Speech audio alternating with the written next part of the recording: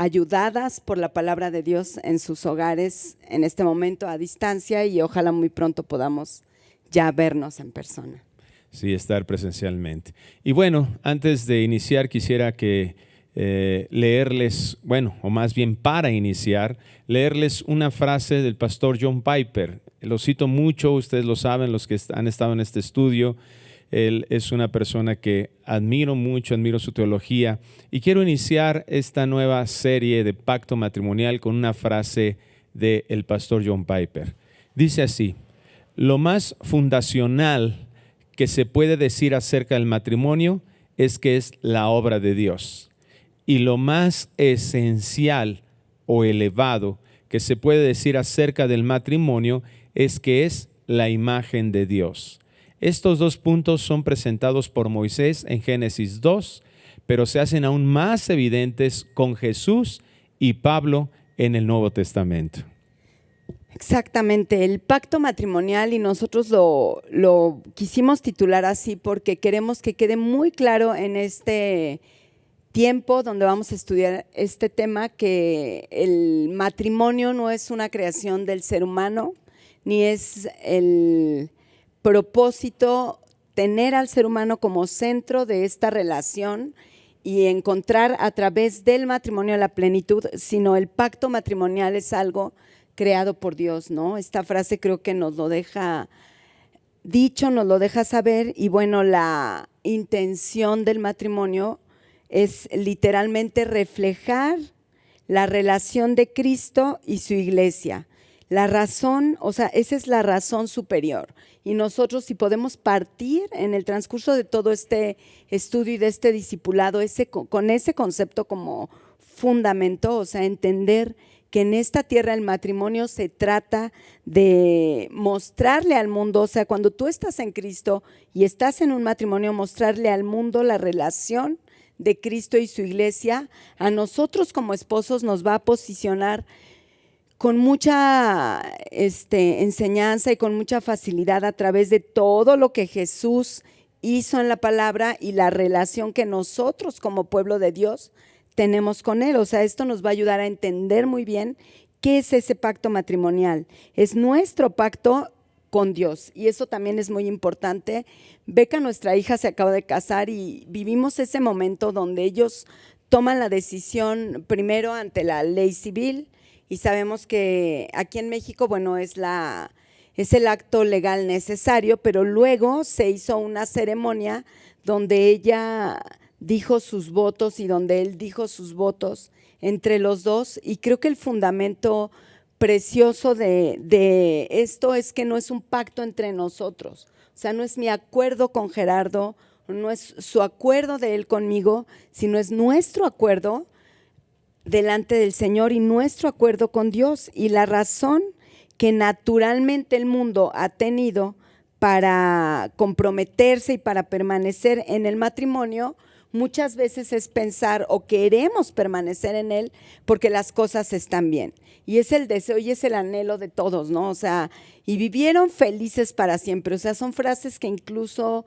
están como labradas en nuestro corazón, en el crecimiento, en toda esa ilusión como niñas del matrimonio, ¿no? Y allí queremos permanecer. O sea, en ese momento nos gusta escuchar pacto matrimonial, nos emociona pensar en matrimonio. A mí me da mucha ternura que mucha gente que presenció este matrimonio, esta boda, dice, ay, me dieron ganas de casarme, ¿no? Muchos solteros, Samuel, mi hijo, lo dice, ¿no? O sea, de repente está, ay, mami, ya me dieron ganas de hasta de casarme, porque ves que es algo lindo y que es algo humanamente delicioso, ¿no? Exquisito, se antoja y todo lo que esto implica. Pero ¿qué sucede cuando el matrimonio comienza a pisar los terrenos de la realidad? O sea, mientras estamos bien, mientras es agradable, mientras tenemos momentos felices, nosotros allí queremos estar. O sea, yo quiero estar casada, pero dentro del matrimonio y en la realidad, y todos los que son esposos lo saben a ciencia cierta, hay momentos donde hay crisis, hay momentos donde no hay acuerdo entre nosotros, y tremendo, porque a veces pasa el tiempo y ese desacuerdo continúa. O sea, seguimos en ese desacuerdo y finalmente, y con el paso del tiempo y en el deterioro humano de muchos matrimonios, ¿qué pasa cuando dentro de la relación estamos convirtiéndonos en enemigos? Esto es muy triste, pero es una verdad. O sea, son cosas que en el mundo no habría necesidad de un discipulado para matrimonios si no nosotros tuviéramos previsto que va a haber crisis, que va a haber situaciones cuando en el corazón, en lo profundo de tu corazón, tú quisieras vivir. Yo así lo ilustro porque muchas veces lo experimentamos en el matrimonio. Quisiéramos vivir en la punta de una montaña, en una cabañita, yo y Dios, ¿no? Y como que ahí no te vas a equivocar, ahí no va a haber problemas, no va a haber crisis. Y quieres más estar en esa condición que en tu propio hogar, por las situaciones que están pasando, pero es justo allí y es justo en esa realidad y en ese momento donde hay que ser cristianos. O sea, donde es importante este fundamento que es la palabra de Dios en nuestra vida y que establece los principios para querer permanecer y para continuar. Y ese es el momento donde debemos recordar qué es el matrimonio, donde debemos recordar cuál fue el pacto que nosotros hicimos, que de ninguna manera nuestro matrimonio sea sostenido por valores temporales, porque esto también sucede mucho. O sea, muchas veces estamos permaneciendo en el vínculo del matrimonio para la preservación de la familia, para no lastimar a nuestros hijos. O sea, son muchas cosas que en consejería nosotros escuchamos y nosotros mismos hemos llegado a experimentar. La conservación o muchas veces la conveniencia financiera, la presión social o la presión ministerial, cuando tú estás dentro de la congregación, el mantener una imagen, el pertenecer o el ser miembro de la congregación, el tener un ministerio, y eso a veces te hace sobrevivir, te hace permanecer, pero si ese es el fundamento que está sosteniendo tu matrimonio y no lo que estamos mencionando y que ahorita vamos a poder estudiar con mayor profundidad, que es el fundamento superior y bíblico, tarde o temprano nuestro matrimonio va a sufrir un declive.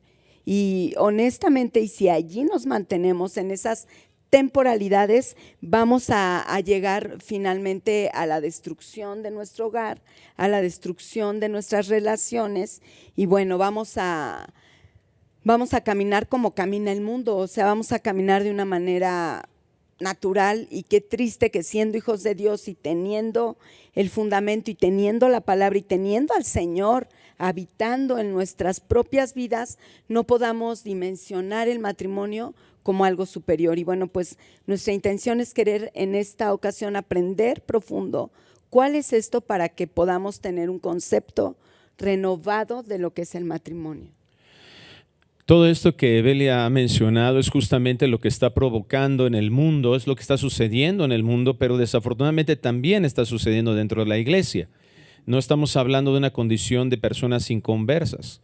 Y es exactamente lo que Evelia menciona, es esta mente natural del mundo no puede seguir dominando en lo que Dios nos ha regalado ahora en una mente espiritual, que ahora Dios nos ha provisto de eso en la regeneración y nos deja su palabra para que nosotros seamos guiados por esa palabra.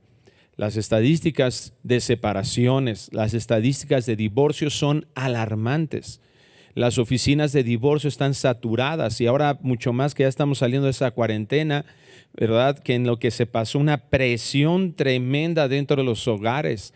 Fueron sometidos a muchas situaciones de que no podías salir, que ni querías, y muchas personas han salido de esta pandemia divorciados o más bien separados y con muchos ya procesos de divorcio. Sin embargo, el Señor a nosotros como su pueblo, somos un pueblo santo, apartado significa eso, y que ahora Dios quiere que nosotros vivamos de una forma diferente a esta mente natural, entendiendo estos conceptos espirituales. Y la única manera es que nos podamos abastecer día con día nuestra mente de los conceptos de Dios y que estemos convencidos que aún, ¿verdad?, en las peores circunstancias, si encontramos las razones superiores que solamente nos puede dar, repito, la palabra de Dios entendida en la condición que Dios en su misericordia nos ha dado de haber sido regenerados, estos conceptos no los va a obtener una persona en una autoayuda, en una consejería secular o en una terapia psicológica. No es posible. Nosotros solamente los vamos a comprender. De hecho, esto es anticultural de nuestra sociedad. Esto va contra, estos conceptos van en contra, tú lo vas a poder distinguir. Las personas no quieren conocer la perspectiva que provee Dios acerca de cómo disfrutar realmente el matrimonio. Y muchas personas, inclusive dentro de la iglesia, están aceptando estas ideologías. Y por eso estamos viendo que esa contaminación ideológica dentro de la iglesia, en donde centramos todo en la capacidad humana, en donde centramos todo en el propósito humano, en el que nosotros creemos que somos la razón por la que Dios nos salvó y que estamos totalmente equivocados. Dios nos salva para la gloria de Él mismo prioritariamente. Recibimos ese beneficio debido a que su gloria, ¿verdad?, es exaltada, su gloria es reconocida. Entonces, por eso nosotros tenemos que encontrar este diseño divino en el pacto matrimonial. Y para esto vamos a Malaquías capítulo 2, versículo 13. Malaquías capítulo 2, versículo 13, en donde Dios, a través de su profeta, los profetas del Antiguo Testamento eran como los fiscales de Dios. Eran aquellos que enviaba el Señor para acusarlos, para señalar lo que estaba sucediendo en el pueblo, para señalar cómo su corazón estaba desviado, señalar la maldad que existía dentro de la nación. Y Malaquías está haciendo esta exhortación, pero es hermoso que vemos donde Malaquías explica a través de, a Dios a través de Malaquías nos explica esta importancia del pacto matrimonial. Y vamos a ver aquí en Malaquías 2:13 esto. Dice así: y esta otra vez haréis cubrir el altar de Jehová de lágrimas, de llanto y de clamor. Esta es una expresión de mucho dolor, es decir, va a haber dolor dentro de Israel, va a haber dolor dentro de mi pueblo. Así que no miraré más a la ofrenda para aceptarla con gusto de vuestra mano. Mas diréis, ¿por qué? Porque Jehová ha atestiguado entre ti y la mujer de tu juventud, contra la cual has sido desleal, siendo ella tu compañera y la mujer de tu pacto. ¿No hizo él uno, habiendo en él abundancia de espíritu? ¿Y por qué uno? Porque buscaba una descendencia para Dios. Guardaos pues en vuestro espíritu y no seáis desleales para con la mujer de vuestra juventud, porque Jehová, Dios de Israel, ha dicho que Él aborrece el repudio y al que cubre de iniquidad su vestido. Dijo Jehová de los ejércitos: guardaos pues en vuestro espíritu y no seáis desleales. Le voy a suplicar, si está ahí con su esposa, cierre sus ojos, tómense de la mano. Padre, en el nombre de Jesús venimos delante de ti a suplicarte que tú hables a nuestros corazones. Es una palabra que acabamos de oír, Señor, muy para nuestro corazón pecaminoso, muy fuerte.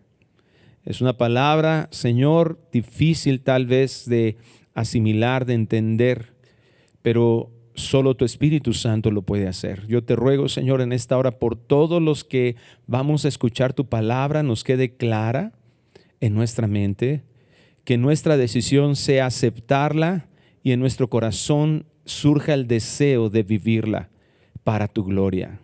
Que entendamos que hay muchos conceptos en nuestra mente que necesitan ser cambiados, que hay muchos deseos en nuestro corazón que necesitan ser transformados y que nuestra vida requiere encontrar ese propósito para el cual fue formada.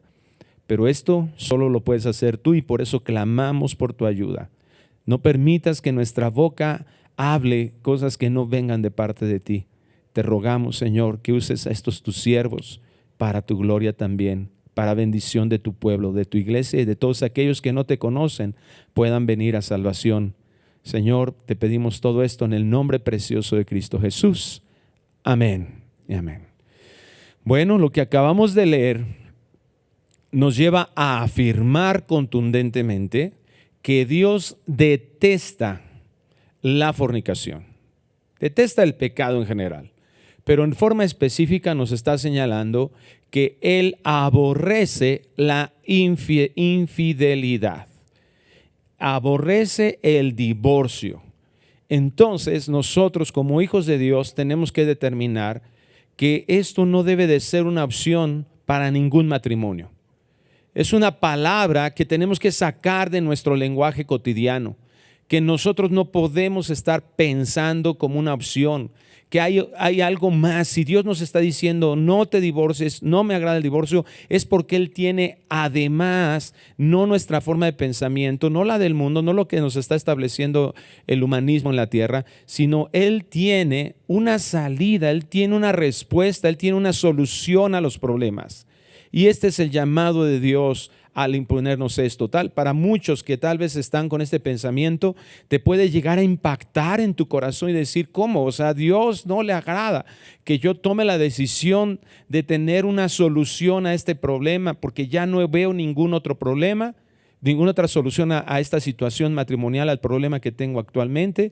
Y quiero decirte categóricamente, de acuerdo a lo que la Biblia y lo que vamos a estudiar el día de hoy y en las semanas subsecuentes, que estoy completamente seguro, porque Dios lo dice en su palabra, como lo acabamos de leer, que sí hay otra solución, que esa solución no es la mejor como el mundo nos las está queriendo imponer. La cultura actual engaña haciendo ver que es mejor divorciarse, pero la cultura actual está ajena totalmente a Dios, no entiende la palabra de Dios, aunque ellos digan que sí. Las religiones están totalmente ajenas a muchos conceptos de Dios. Tenemos que venir, hermano, a su palabra, y si nosotros creemos realmente que esta es la palabra de Dios, si tú no crees que esta es la palabra de Dios, bueno, pues entonces tienes un peor problema que tu matrimonio, te lo puedo garantizar. Pero si tú crees que esta es la palabra de Dios, entonces démosle la autoridad de que es Dios hablando a nuestro corazón y dirigiendo nuestras vidas. La iglesia desafortunadamente está creyendo más a estas mentiras seculares, a esta ideología secular. Dios tiene respuesta a la condición de lo que podamos estar viviendo de problemas matrimoniales. Parecería que no. La otra vez escuchaba yo un comentario de un consejero que estás integracionista. ¿Qué significa esto? Que este tipo de personas integran la psicología secular y la Biblia y parece ser que están haciendo algo sano, pero cuando lo analizas realmente te das cuenta que le dan más valor a lo secular, al pensamiento del mundo, a la psicología, que muchas veces contradice a lo que la Biblia está estableciendo como verdad. Entonces tenemos que tener mucho cuidado, mucho cuidado.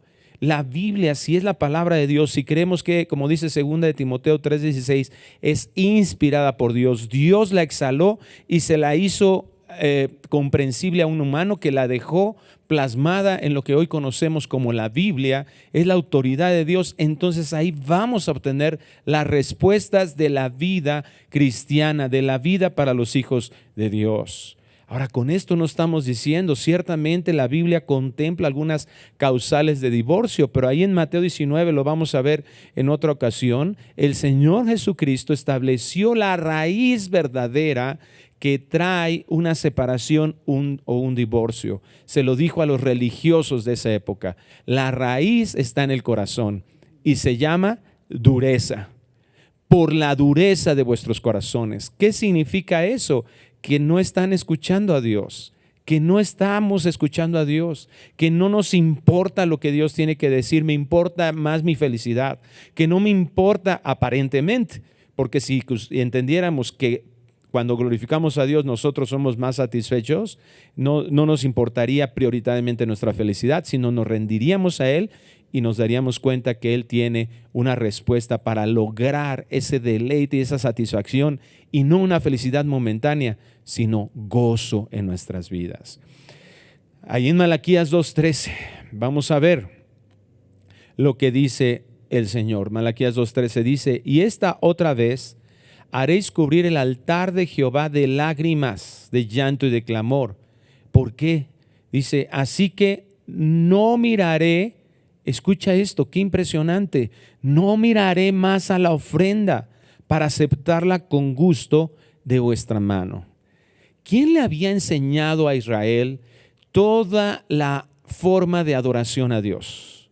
¿Quién le había enseñado a Israel sus sacrificios, cómo poder arreglar la situación de su pecado? O sea, si en la mente judía, si tú le preguntaras a un hebreo de esa época, oye, ¿qué es la adoración? Bueno, pues es hacer todo lo que Dios me ha pedido que haga. Y eso está plasmado ahí en el Pentateuco principalmente, ¿verdad? Aquí el sistema de sacrificios, todo eso era la adoración, eran sus ofrendas. Dios les había pedido que hicieran eso, Dios les había mandado eso, y ahora Dios les dice: no miraré más la ofrenda. O sea, llama la atención que Dios desprecia algo que Él había ordenado porque le agradaba. O sea, Él había dicho: esto me agrada, yo quiero que lo hagan. Pero lo que estamos viendo aquí que hay algo que contamina esa ofrenda, que la hace aborrecible a Dios. Quiero hacer nada más muy rápido un paréntesis, porque aquí la ilustración que vamos a estar estudiando contigo queda como muy claro que le está hablando, o pareciera que le está hablando al pueblo de Dios, pero como que hemos interpretado siempre al varón, ¿no? O sea, como que sentimos este tipo de exhortación, o al menos de manera cultural nos sucede a las mujeres, como si fuera una exhortación directa a los varones, y muchas veces nos ponemos en una posición como de que mi esposo lo escuche, ¿no? O sea, esta es la predicación que mi esposo tiene que escuchar. Y yo quiero hacer un paréntesis, porque de verdad, si tú como esposa no te pones en la misma posición que el pueblo de Dios, si no entiendes que eres parte de ese pueblo al que el Señor le está hablando esta fuerte palabra en Malaquías, tú no vas a poder ver tu deslealtad. O sea, tú no vas a poder contemplar lo que Dios quiere hablarte a ti como mujer, que por supuesto también tienes una responsabilidad de inversión, una responsabilidad espiritual, una responsabilidad mira, nos encanta esa palabra, me molesta un poquito usarla porque se ha mal usado, pero de guerrera dentro de tu casa, pero no esa guerrera de moda, ¿no? Que así que las mujeres y no, una persona que está haciendo una guerra junto con el Señor en favor de su hogar y de su casa. Y yo quiero por eso quise este paréntesis, porque quiero que como esposa tú contemples que esta palabra también es para ti. Sí, cuando viene la Escritura a nuestras vidas, inmediatamente la respuesta de nuestra carne va a ser una autojustificación. Esa es la respuesta. Desde Adán vemos eso. Adán se justificaba echándole la culpa a Eva. Eva se justificaba echándole la culpa a la serpiente. Dice Romanos 10 en relación a Israel que es lo mismo. O sea, establecemos nuestra propia justicia. Creemos que nosotros somos menos malos que el de junto. Y eso es lo que tenemos nosotros que evitar. Si quieres tú saber qué es lo que Dios quiere cambiar, no te compares con alguien más. Deja de mirar el pecado de alguien más y ve a la presencia de Dios, porque la evidencia de lo que Dios quiere cambiar en nuestras vidas solamente es contrastable en la santidad de Dios. El pecado que está dentro de nosotros, que nuestro corazón requiere ser transformado, solamente puede hacerse evidente en la presencia de Dios. Hermano, hermana que estás escuchando esto, amigo o amiga, quiero decirte algo. Vamos a hablar de cosas que hablan la Escritura, pero si tú estos conceptos no los llevas en tu mente y en tu corazón ante la presencia de Dios, mira, te van a entrar por un oído y te van a salir por otro. Vas a ser un oidor olvidadizo, porque la palabra de Dios se sella ante la santidad de Dios. Ante la santidad de Dios solamente te vas a dar cuenta de la realidad de nuestro perverso y engañoso corazón, y que Dios en su poder, en su misericordia, nos transforma a través de la renovación de nuestro entendimiento. Entonces, como dice Belia, claro, esto es para todos, porque la deslealtad no significa solamente tener una relación sexual con otra persona. La deslealtad está, dijo Jesús, desde la mente. si tú codicias a una mujer, entre paréntesis le voy a añadir, o un hombre, y cuando codicias otra cosa, cuando lo que tú tienes o lo que Dios te ha dado no te tiene en contentamiento, cuando no agradeces lo que tienes, cuando solo son críticas y quejas, y no estamos haciendo, aunque haya problemas, porque tú puedes tener una crítica justificable en tu mente y decir, pues es que él es así, y mira lo que es, y mira lo que hace, y tiene razón, no tenemos que negar esa realidad, no se trata de eso. Pero ¿qué dice Dios para solucionar eso? Ese es el problema. ¿Qué has hecho al respecto? ¿Has seguido las instrucciones de Dios o has escuchado ahí a Chaya Michan o has escuchado ahí al el horóscopo o estás leyendo la psicología de cocina que te ofrece los 5 pasos para una reconciliación matrimonial? O a tu amiga, o a tu tía, Claro. o a tu vecina, porque de verdad estamos contaminados de tanta información y de tantos mensajes que ya están ya están prejuiciados y ya parecieran leyes divinas y de verdad dejamos de escuchar lo que realmente es las leyes divinas. Así es. No miraré más a la ofrenda, dijo el Señor, para aceptarla con gusto de vuestra mano. ¿Qué quiere decir? La voy a rechazar. No importa si vas a la iglesia, no importa cuánto evangelices, no importa cuánto leas de la Biblia y cuánto ores. Y mira, tal vez en este momento tú dices, bueno, entonces voy a dejar de hacer todo eso, ya no voy a presentar ofrendas. No, mira tu pecado, ese es el llamado de Dios. El profeta fue enviado al pueblo para eso. No para dejar de hacer los sacrificios, ese era no el propósito, no, sino hacerlos bien, entender las prioridades de Dios. No se trata que dejes el ministerio, no se trata que dejes la iglesia, que abandones tu relación, tu tiempo de oración, no, hay que hacerlo bien. Esas cosas deberían de estar provocando algo que tenemos que ser honestos, no lo estamos viviendo. Y Dios nos coloca como un termómetro espiritual en nuestras vidas, como un oxímetro, ¿verdad? Ahora con el COVID, ahora conocimos bien los oxímetros, que están midiendo nuestra oxigenación, que muestran cómo están nuestros pulmones. Bueno, nuestro termómetro, nuestro oxímetro espiritual es nuestro matrimonio. Ese para los que estamos casados, ahí nos damos cuenta realmente cómo está nuestra relación con Dios. Y esto es lo que está tratando de plasmar aquí el Señor. O sea, tu ofrenda, mira, no, ya no me es aceptable. No me importa que estés cantando en la iglesia. Eso no resulta en segundo grado, en segunda posición. El pastor Paul Washer exponía un ejemplo cuando hablaba acerca del matrimonio y decía, imagínate que tú eres el dueño de una empresa muy, muy, muy, muy grande, muy productiva. De repente llega un gerente que contratas y en un año ese gerente que contrataste hace que tus utilidades suban al 200%, muy eficiente. Pero ese gerente conoce a tu hija y termina casándose con ella. Y te enteras que ese gerente, ese hombre que ahora es tu yerno, maltrata a tu hija, la golpea. ¿Qué harías con esa persona? Dirías, ay, no me importa, pero es que mira, está 200% ha subido las utilidades. No, te valdría gorro, honestamente. Y vas y lo confrontas y le dices, no vuelvas a tratar así a mi hija, porque tu hija es muy importante. Es lo mismo. ¿De qué nos está sirviendo ser muy productivos aparentemente dentro del ministerio? Cuando a Dios nos está diciendo eso que está sucediendo en tu matrimonio, ese maltrato, esa aspereza que estás teniendo con tu esposa, esa falta de sujeción que estás teniendo con tu esposo, está haciendo que tu ofrenda no sea agradable delante de mí.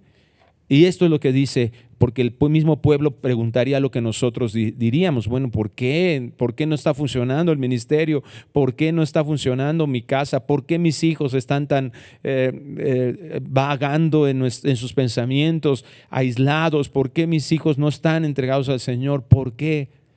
Dice el versículo 14, porque Jehová ha atestiguado entre ti la mujer de tu juventud, contra la cual has sido desleal. La fornicación, que es impureza sexual, que empieza, repito, como dijo Jesús, desde la mente. Codiciaste a una mujer, ya adulteraste contra ella. No, la fornicación no es cuando ya terminaste acostado con una persona, no, cuando tú no tienes un límite desde lo que ves y desde lo que oyes. Y tu mente está trabajando en relación con eso. Eso ya es impureza sexual delante de Dios. El adulterio, la infidelidad es aborrecible al Señor. Dios lo detesta. Esta palabra que dice aquí contra la cual ha sido desleal, es la palabra en el hebreo bagad, que significa cubrir, así como estas prendas, o sea, me pongo esta prenda que cubre mi cuerpo, una prenda de vestir, es la palabra bagad. Actuar de manera encubierta, pillar. Fíjate cómo la deslealtad no es nada más una relación sexual, no está refiriendo nada más a eso. Cuando yo no soy abierto, te das cuenta cómo antes del pecado, que entra el pecado en el capítulo 3 de Génesis, antes cierra el capítulo 2 diciendo, por tanto dejará al hombre a su padre y a su madre y se unirá a su mujer y será una sola carne, donde tenemos la definición de matrimonio. Ese es nuestro objetivo, a eso tenemos que llegar.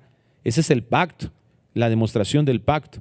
Pero luego dice, y estaban ambos desnudos y no se avergonzaban. Entonces, ¿qué significa eso? No es por supuesto, está refiriéndose a algo físico, pero también algo en el corazón.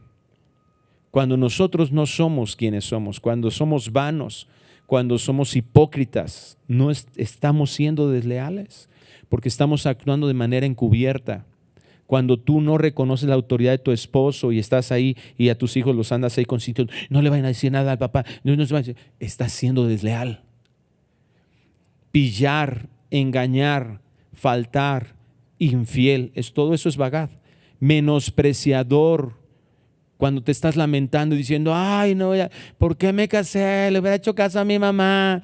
Ay, es que no, yo no sé por qué hice esto. Ay, mira, esta palabra bagad es pecador, también se utiliza para prevaricación, rebelde, traicionar, transgresor, decepcionar.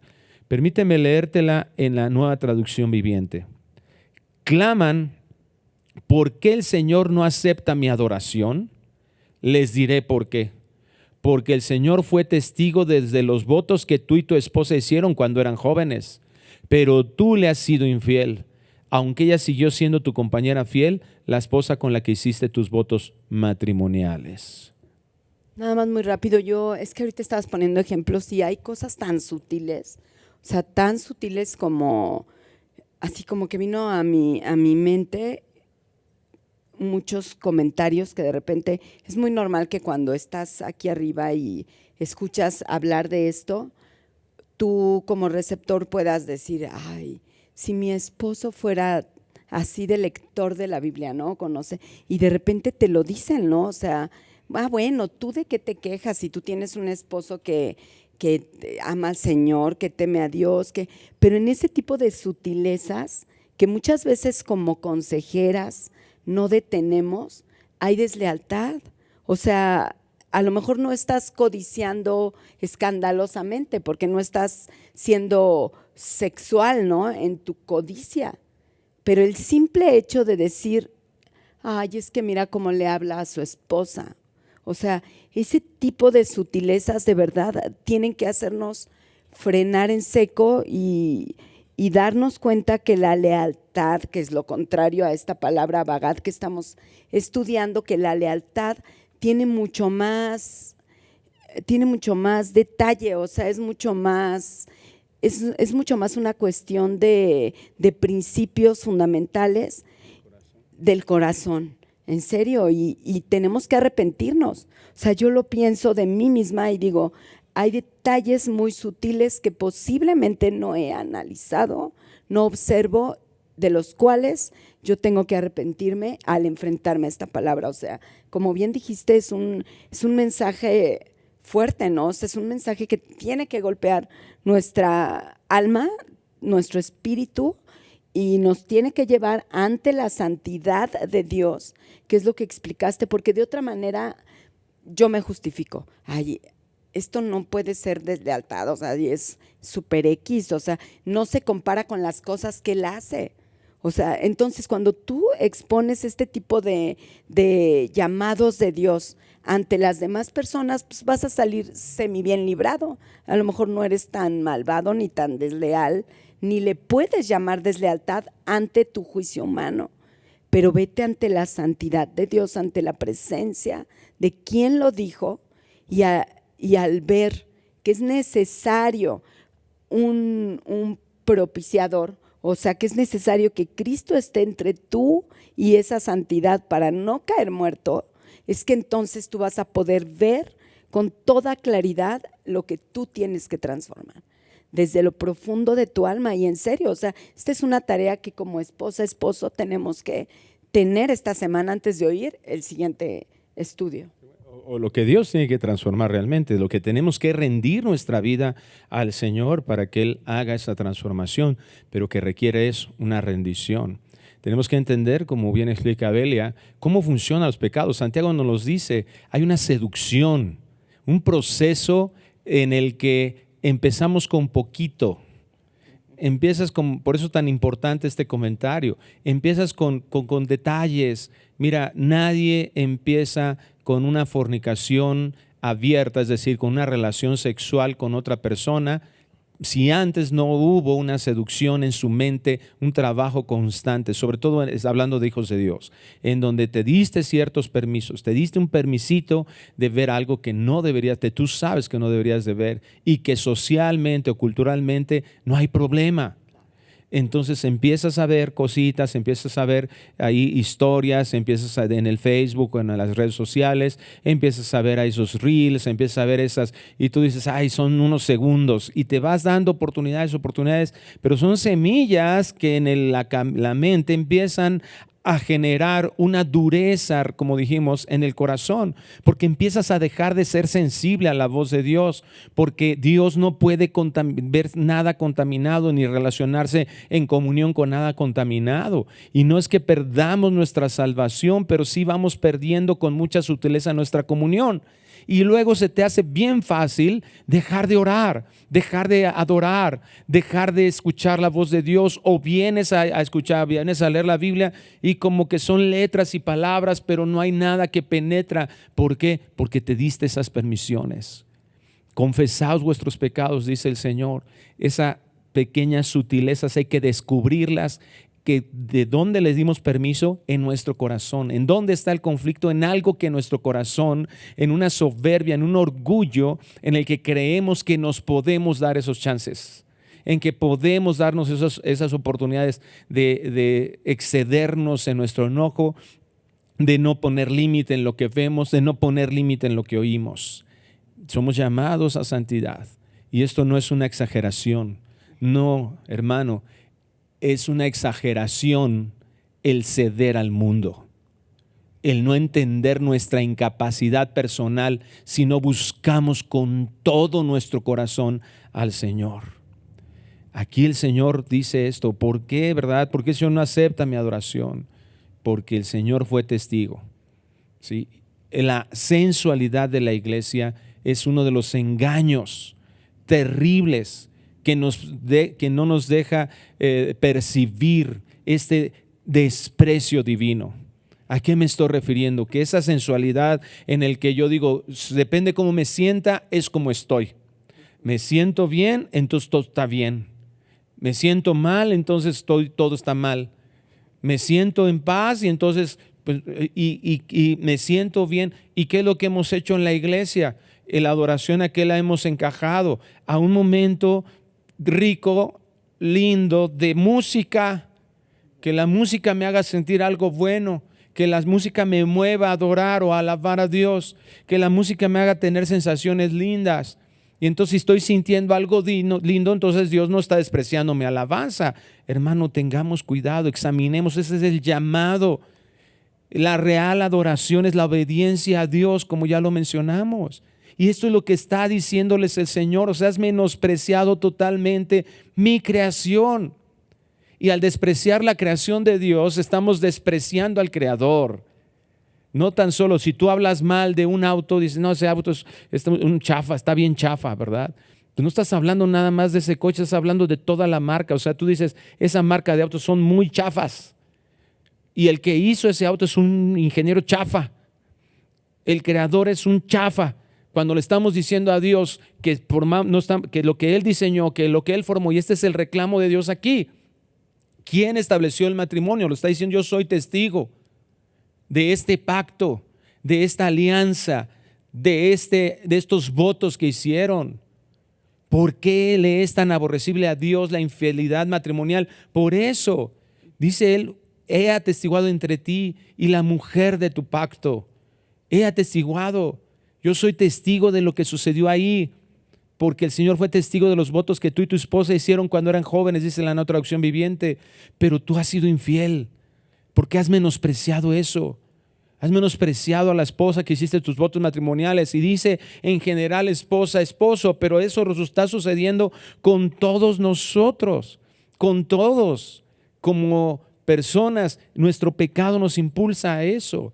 Y es exactamente por eso que estamos escogiendo este tema, pacto matrimonial, porque lo primero que tenemos que hacer es darnos cuenta que no nada más fue un evento, como decía Bele hace rato, que nada más no fue un momento muy lindo, emocional. No, estamos haciendo un pacto ante Dios. Es un pacto entre un hombre y una mujer, pero que es principalmente ante Dios. Dios fue el testigo. Dios fue el que selló eso. Me encanta mucho cuando hablamos, cuando caso a alguien, uno de los elementos que me agradan mucho es el lazo. Porque hago referencia en Eclesiastés cuando dice un cordón de 3 dobleces no puede ser roto. Qué interesante que la Biblia hable de 3. ¿Por qué? Porque está hablando, en este caso aplicado ahí en esta ilustración, al varón, a la mujer, pero quien hace irrompible esta unión es Dios mismo. Cuando entendemos el valor de lo que Dios hizo, lo que mencionaba fundamentalmente es una creación de Dios.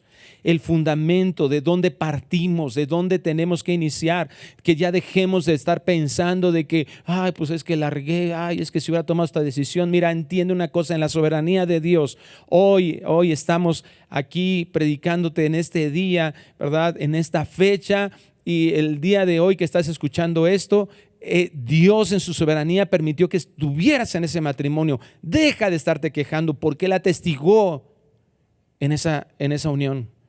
Él selló eso, Él firmó como testigo, espiritualmente hablando, de eso, de esa unión entre tú y tu esposa. Deja de menospreciarlo, porque si tú lo menosprecias, no tan solo estás menospreciando la creación de Dios, sino estás menospreciando el regalo que Dios te ha dado en esa relación. No te equivocaste, hay un propósito. Hay un propósito que Dios pretende, si nosotros le hacemos caso con su palabra, que pueda ser restaurado. Pero el primer punto de arrepentimiento que debemos de traer a nuestras vidas es reconocer que estamos pecando si hay un pensamiento en el cual yo estoy quejándome de lo que Dios me ha dado, de lo que Dios ha permitido en esta relación matrimonial. No es cualquier cosa. No podemos menospreciarlo más. No le agrada al Señor que nosotros pensemos o tengamos en la mente una separación o que lo hayamos hecho ya. Tienes que hacer lo necesario. Si realmente Dios es tu Señor, tenemos que buscar como objetivo en nuestra relación matrimonial que se dé esta unión. Y si los dos son hijos de Dios, mira, Dios nos enseña en 1 Corintios 7 cuando uno de los dos son inconversos. Pero si los dos son hijos de Dios, entonces el problema es que estamos dejando de escuchar la voz de Dios. Regresemos a la palabra, regresemos al Evangelio, regresemos a la cruz.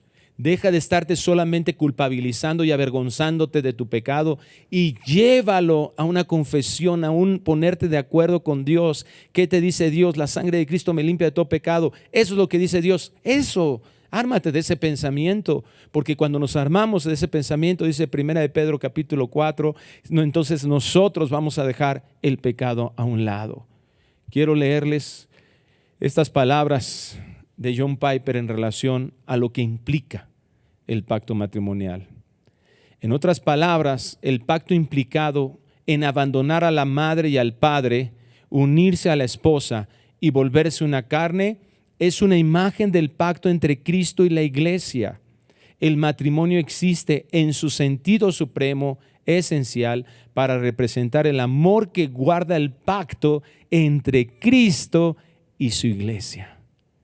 Regresar a la importancia y trascendencia de glorificar a Dios en el matrimonio, entendiendo estos conceptos. Lo importante no es mi bienestar, lo importante no es mi felicidad. Eso es el resultado de tener esto como una suprema valía, como un valor supremo.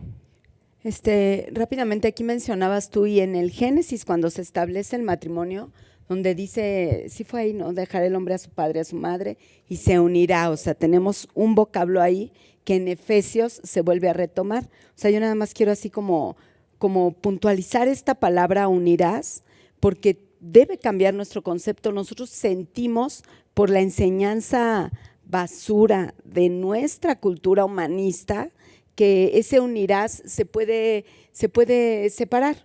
O sea, que es algo a lo que a través de un proceso tú puedes darle nuevamente ¿cómo decir? Como que la naturaleza de dos, algo que cambió su naturaleza por misterio, por definición divina y unió. Y esa palabra unir en el griego, yo no tengo ahorita aquí el hebreo, a lo mejor Ger nos lo enseña después, pero es la palabra proskolao, que quiere decir adherir. O sea, solamente voy a usar una de las maneras en que lo describe, es un poquito más larga la definición, pero esa palabra adición, yo en alguna ocasión la estudié y no está hablando de dos cosas que se pegan como nosotros acostumbramos a hacer con el PRIT o con cualquier pegamento, sino literalmente es colar algo. O sea, es derretir dos sustancias y fundirlas en una adición, o es como una suma. O sea, no es 2 más 2 y forman 4, sino, y él es 2 y ella es 2, y el 4 es algo que no debemos de contemplar porque ellos siguen siendo 2 y 2. No es cierto. O sea, el 4 representa esta adición, o sea, representa la unión de algo que sucedió en lo espiritual. Entonces, imagínate el desastre o la implicación, la gravedad que debe tener para nosotros como hijos de Dios la palabra divorcio. O sea, es como fracturar algo que es uno y no existe una forma en que pudiera volver a ser 2-2. O sea, no hay manera. Sí, es una fusión, una fundición. La soldadura, por ejemplo, eléctrica, eso hace, ¿verdad? Implica tanto calor que funde los dos metales se funden y entonces se alían en uno solo y forman junto con esa soldadura forman, cualquier herrero te lo puede decir, forman tal dureza que es más fácil partir el hierro de otro lado, el fierro de otro lado, que del lugar donde soldaste, ¿verdad? Le metes la cegueta y se echa a perder la cegueta de tan duro que queda ese asunto. Esa ilustración es hermosa. Y es exactamente eso. Y ahí en Malaquías 2:16, regresamos ahí, dice el Señor, porque Jehová, Dios de Israel, ha dicho que Él aborrece el repudio. Fíjate cómo hemos sido tan contaminados que a muchas personas ven el divorcio como una herramienta más de la vida cristiana, como algo que decimos, bueno, pues si no funciona, si realmente no está funcionando, casi muchos, ¿verdad?, están orando por su esposa y dicen, ay Señor, ya ilumínala, ¿verdad?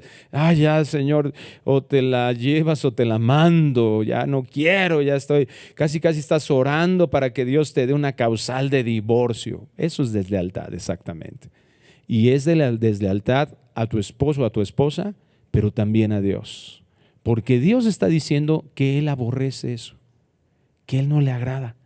Y si a Dios no le agrada, no me debe de agradar a mí, si realmente soy su hijo, si realmente soy su hija. Lo que no le agrada a mi padre no me debe agradar a mí. Y esto es lo que justamente Jesús, ahí en Mateo 19, les explica a aquellos religiosos. Les dice eso, les hace ver, bueno, ¿por qué preguntaron esto estos hombres? Porque había ahí una discrepancia entre dos formas, dos doctrinas, dos líneas rabínicas en las que ellos pensaban. Había una que decía, si a ti no te gustó cómo te guisa a tu esposa, repúdiala, divórciate. Moisés dio carta de divorcio. Otro tenía otro tipo de restricciones, pero al final del día creen que estos hombres iban a tentar a Jesús, ¿verdad? Con esta pregunta en la que para ellos era un dilema, pero Jesús, fíjate lo que hace. Mateo 19:5 dice, y dijo Jesús, por esto el hombre dejará padre y madre y se unirá a su mujer y los dos serán una sola carne. O sea, ¿no habían oído eso? El origen de todo, cómo fue creado, eso es lo importante. No es lo importante lo que tú pienses, no es lo importante lo que te dijo Juanito Pérez, por muy teólogo quien sea. Lo importante es cómo creó Dios todas las cosas. Ese debe de ser nuestro modelo. A eso vamos. En la redención de Cristo, Dios quiere que regresemos a cómo fueran creadas las cosas. Como dice, en el entendimiento y el crecimiento del conocimiento de Dios en nosotros. O sea, entre más vamos aprendiendo de la Escritura, más vamos dirigiéndonos a cómo Dios creó estas cosas que las creó antes del pecado. Esto es importantísimo. Esto es lo que hace Cristo. Y fíjate, todavía le añade, así es que no son ya más dos. Bueno, Belia pone un ejemplo matemático que creo que lo voy a corregir. Además que ella es diseñadora, ¿verdad? Sí. Por eso. Bueno, si es un medio más un medio, hacen la unidad, ¿verdad? Un entero. Creo que se explica mejor. Pero bueno, esto es lo que está diciendo el Señor. Ya no son más dos, sino son una sola carne, ¿verdad? Por tanto, o sea, de esos dos ya esta unión que dice Belia es real, así funciona. Por tanto, lo que Dios juntó, no lo separe el hombre, sea quien sea. No lo separe el hombre. Ahora, más adelante el Señor, ¿verdad? Y le preguntaron a él, ¿por qué pues mandó Moisés dar carta de divorcio y repudiarla? Y entonces aquí dice eso, él les dijo, por la dureza de vuestro corazón, Moisés os permitió repudiar a vuestras mujeres, mas al principio no fue así. Entonces, más adelante, ciertamente el Señor pone una causal de divorcio que habla acerca de la fornicación. Y vemos en 1 Corintios 7, ciertamente que hay sí, pero es el mismo, la raíz es la misma, la dureza del corazón. ¿Quién abandona algo que ha dicho Dios que es bueno y que Él puede proveer lo necesario para que sea satisfactorio? Un hombre endurecido, una persona que no puede depender de Dios, tal vez no ha nacido de nuevo, una persona que está endurecida en su corazón y que quiere hacer las cosas en su propia justicia. Si es un verdadero hijo de Dios, mira, Dios lo va a traer de las meras orejitas de regreso. Y si no, pues entonces Dios traerá una respuesta a eso. El matrimonio, lo que estamos aprendiendo aquí, tiene que estar previsto por nosotros, está previsto por la Biblia en su diseño original, que es para toda la vida. El pecado endurece el corazón y nos hace ver las cosas de una forma diferente y justificarlas en nuestra mente, ¿sí? Y el esposo tiene que ser, como dice aquí, el medio que Dios da de bendición para las esposas. Y bueno, vamos a terminar con algo muy breve. Yo creo que vamos a tener que la próxima ocasión concluir, porque todavía hay mucho que decir, continuar, porque vamos a hablar de Efesios capítulo 5. Uh-huh. Pero bueno, vamos a hacer una pequeña ilustración de todo lo que estamos viendo ahorita. Nuestro matrimonio, finalmente tenemos que comprender que enseña quién y cómo es Dios. O sea, yo creo que podemos irnos con esta conclusión, y yo creo que todos nos vamos a enfrentar honestamente. Yo pienso y digo, yo como esposa, porque estoy tratando, ¿no? O sea, de dar este estudio no como quien estudió Efesios 5, sino como yo lo tengo que enfrentar en mi propia casa y como lo tenemos que vivir, aplicar a nuestra propia vida. Y nuestro matrimonio enseña quién y cómo es Dios. Y aún más, o sea, aún más, y eso es importantísimo para que yo pueda tomar la decisión, y hasta aparecen votos, ¿no?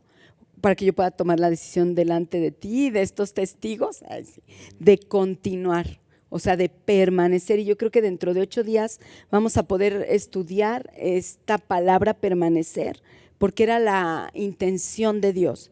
O sea, el matrimonio tiene todo lo glorioso que se requiere para que tú no te quieras salir de él, porque además de que tú y yo representamos ante el mundo la relación de Jesús con la iglesia, ¿qué quiere decir esto? Que tú y yo predicamos el evangelio en nuestro matrimonio, o sea, con nuestro matrimonio aún mucho más que eso, le damos la gloria a Dios.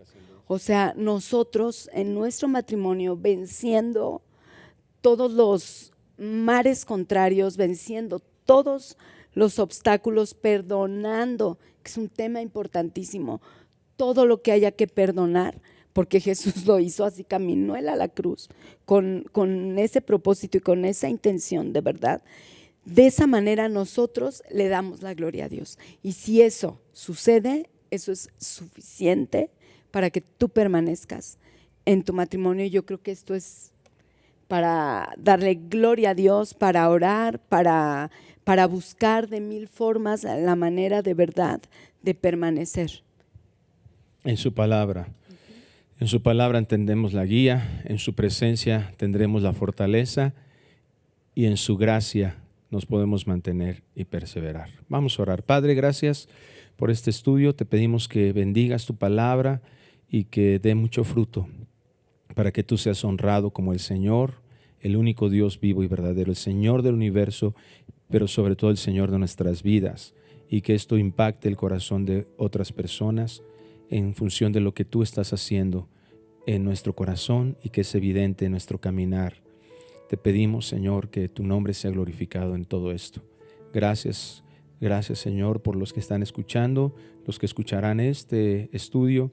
Los bendecimos en el nombre de Jesús y te damos gracias por todo el amor y la bendición que tienes para nosotros. En el nombre de Jesús te pedimos esto. Amén y amén. Que Dios les bendiga, hermanos. Recuerden, ya estamos abiertos, ya no estamos